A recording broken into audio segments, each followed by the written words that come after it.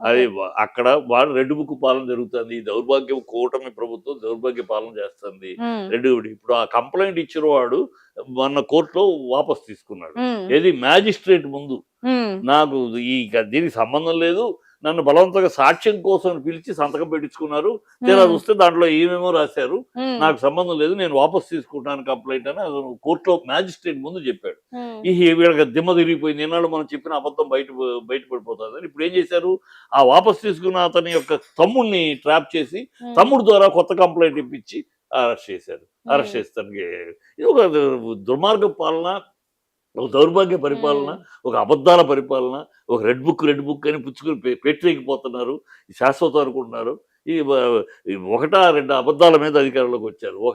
ఇవాళ పవన్ కళ్యాణ్ దామ్, దూమ్, చకార్ చకార్ జుట్లు ఎగరేసుకొని బీభత్సంగా మాట్లాడాడు. ఏంటి గొంతెత్తడే అమ్మాయిలు కిడ్నాపులు జరుగుతున్నాయి. పిఠాపురంలో జరుగుతున్నాయి. ఇక్కడ జరుగుతున్నాయి. ఎక్కడ జరుగుతున్నా?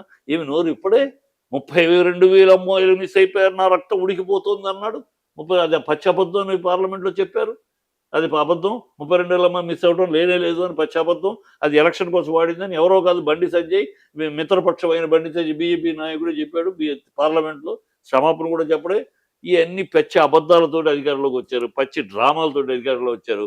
ఇప్పుడు స్పెషల్ స్టేటస్ కోసం అన్నారు. ఎక్కడ? హ్మ్. ఏది ఒక్కటి కాకపోతే ఒకటి. ఈ డైవర్షన్‌లో ఈయనేమో ఆహ్, వ ఆరడుగుల బుల్లెట్ చించేస్తాడు, పొడిచేస్తాడు అంటే బుల్లెట్ తుస్సుమంది. ఇప్పుడు ఆళ్ళకి కనపడ్డు, మాట్లాడడు. ఏది జరిగినా నోరెప్పడు. గబుక్కున లెగుస్తాడు, గబుక్కున లేసొచ్చి 10 ఏళ్ళు చంద్రబాబే ముఖ్యమంత్రి అంటాడు.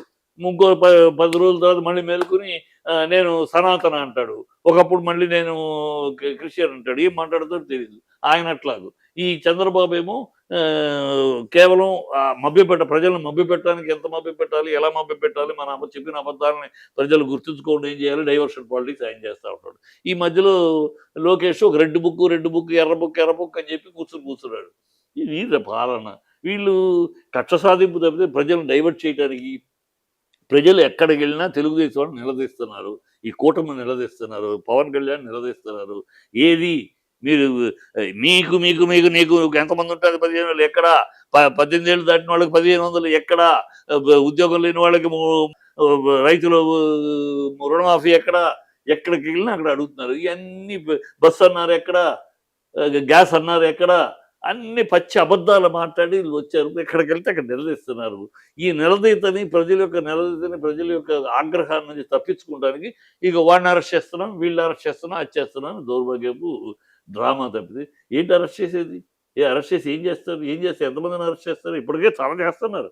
కార్యకర్తలను ఎవరిని పడితే వాళ్ళని బెదిరించి ఎన్నాళ్ళు పరిపాలిస్తారు ఇట్లాగు? హ్మ్. ఎన్నాళ్ళు పరిపాలిస్తారు? ఇప్పుడు ఒక్క చోట బై ఎలక్షన్ వస్తే నామరూపాలు ఉండవు ఈ కూటమి. ఎక్కడైనా బై ఎలక్షన్ వస్తే నామరూపాలు ఉండవు.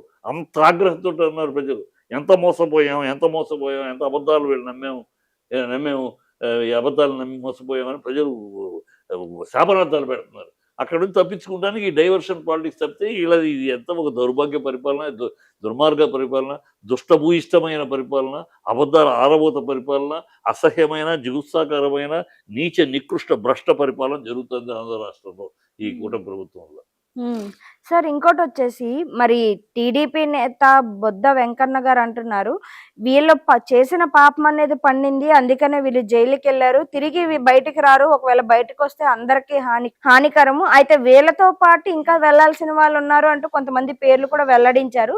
కొడాలి నాని, పల్లి శ్రీనివాస్ ఇలాంటి మరికొంతమంది పేర్లనైతే ఇతను జోడించి చెప్తున్నారు హాస్యంగా. సరే సో దీనిపైన మీ ఒపీనియన్ ఏంటి ఆళ్ళు సార్? అలాగే ఇప్పుడు ఒళ్ళు బలిసి, ఒళ్ళు అహంకారంలో ఉన్నప్పుడు ఇలాంటి హ్మ్. మాటలే వస్తా ఉంటాయి.